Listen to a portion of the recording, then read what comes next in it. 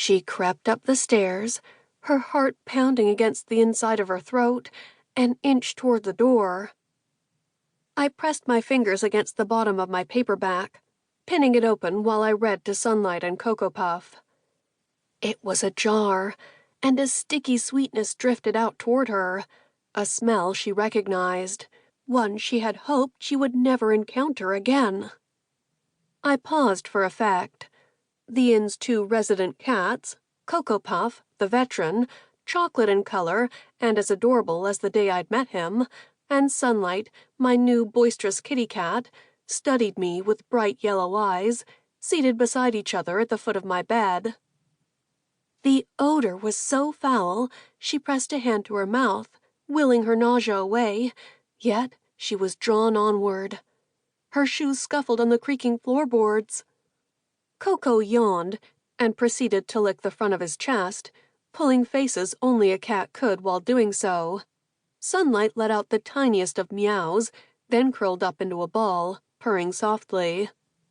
"Oh, come on." I flapped a hand in their direction. "We're reaching the climax.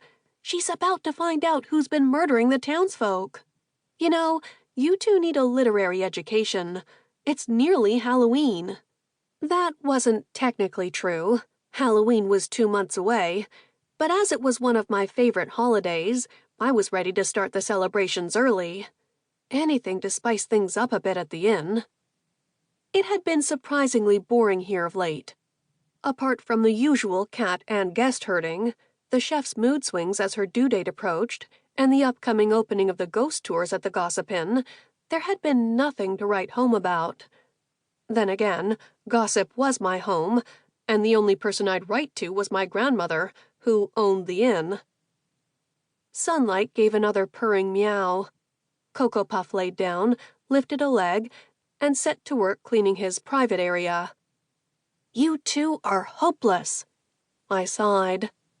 "It's past time we get in a spooky mood around here. I'm going to talk to Georgina about putting up the Halloween decorations early." Something had to give. As an ex-spy, I couldn't stand the quiet for much longer. I continued reading. Rumelda pressed a hand to the door and immediately withdrew it. The wood was ice cold. Her breath misted in front of her face, and, not for the first time, she considered turning back. But the mystery had dug its bloodied claws into her flesh. I shook my head at the cats. "Come on, this is good stuff.